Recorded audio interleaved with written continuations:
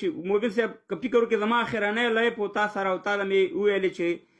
خدای دې هغه وخت راغلی چې زه په کابل وایي میدان کوشم یو طرف ته مې طالب یو بل طرف ته مې ملي اردوي یعنې دا لایف په تا سره پروت یم او تا سره به دا زما یعنې مقصد دا و خو زه اوس دې خلکو ته وایم چې اوس موږ څه شی وکړو د افغانستان زما وطن دی زما اوس که طالب دې کار شوی واکدار دی د وطن که ته یې منې که نه منې نو زه چې اوس ښه کارونه ستایم 11 ورځې تورخم چا بند کړی زما په دې ژوند کې خو چا نه دی بند کړی چې د افغانستان طرف نه بند شي اول ځل دا کار وشو د سرحداتو وزیر دې هغه بیان ورکړو چې ما بیخي په دې ژوند کې نه دی اورېدلی پرون ستا نږدې صاحب هغه خبرې وکړې چې ما په ژوند کې داسې خبرې د ډورنلیان ویل چې بالکل دا زموږ وطن دی ته چې ما ته دا پیغور راکې چې ته د طالب لابهګیري کوې یا هغې ته کمپین کې زه تا نه پوښتنه کوم 20 کاله جمهوریت تا سره ته وایې چې زه په نړۍ په رسمیاتو پیژندم ولې دې په دې جنیوا کې یا په دې یونایټډ نیشن کې د ډورنلیان غږ اوچت نه کړو تا خو به یو ورځ یو نماینده خو به دې غږ کړی وی که نه په سیمې خاردار چې تېرېدو سیمې خاردار دا دومره راتلو او 120 کیلومتره پاکستان را ننوتو تا سره خو زمونږ 3.5 لکه ملي اردو وه 1.5 لکه امریکایان خارجیان و 15 ملکونه بي 52 تیارې وي تا ولې دا پاکستانیان نه منې کول زه چې د کمې ولسوالۍ یم او موبین صاحب کامې ولسوالۍ نه ښکته ګوشته ده په ګوشته کې ګوره قاسم خان پې ځان شهید په یو ملي اردو والا د کونړو او په هماغه باندې د وزیر دفاع د معامله ونه کړه پاکستان سره پوستې هلته جوړې کړي پاکستانیانو نن چې د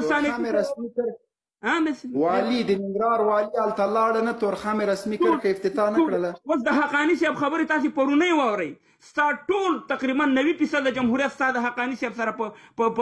خبرو کې په جریان کې و هغه تا ته بد نه ښکاري د باچا کاموال خبرې تا د مبین سره چې راشي تا ته بد ښکاري تاسې کې شرم شته که نشته موږ 200 کیلومتره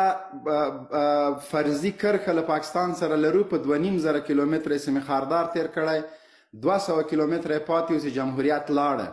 دوی دې نه ران چې په دې 200 کیلومتره د سیمې خاردار تیر کړي ځکه نه نه شي تېرولی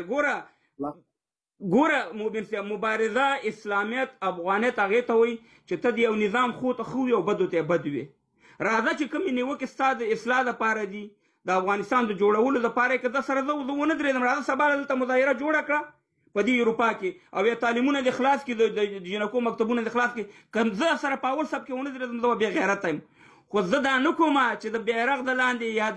د مکتبونو د لاندې ته بل سیاست وکړي او دلته ما استعمالې په دې نوم باندې دا ستا سیاست دی په منافقت او په مبارزه باندې خلک پوهېږي موبین صاحب موږ د وطن دپاره باید غږ اوچت کړو حق ته حق ده حق وي او ناحق ته ناحق وي لکه نه دا جمهوریت قسم دی که دومره ارزي موبین صاحب چې موږ په یو بل ته کنځلې وکړو او نه ولاکې دا اوسنی نظام ارزي چې موږ په خپلې خویندې میندې یو بل ته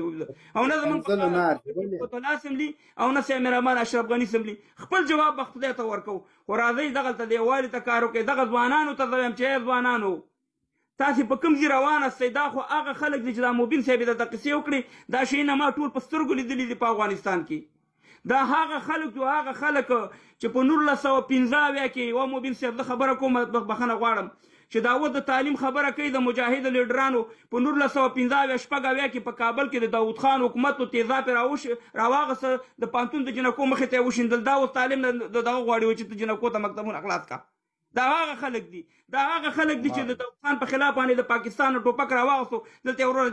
جهاد اعلان وکړو دا هغه خلک دي چې د 1992 نه وروسته په افغانستان کې هغه وحشتونه وکړه چې په دې کابل کې خلک راوچت شوی زموږ ما کمونستان قبول دي خو دا خلک هم نه دي قبول او بیا دله په بون کنفرانس کې کېنول په 2001 کې 2002 کې هلته یې درته بیا غله او ډاکوانې دروانې مشران که تاسې دې خلکو پسې ځئ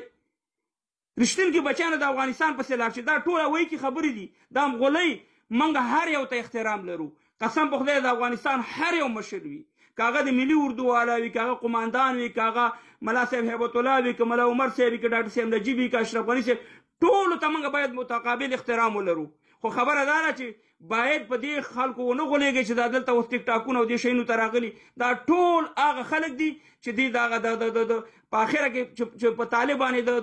د پاکستان ټاپهواله چې دا د پاکستان غلامان دي په پی ای تیاره کې لا نړه شاه محمد قریشي تاسې په خپل ونه لیده په لاسونو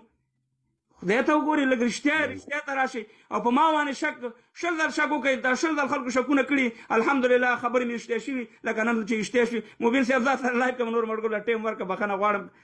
وخت مې ډېر پاچا صاحب ګوره ښه په توهین او په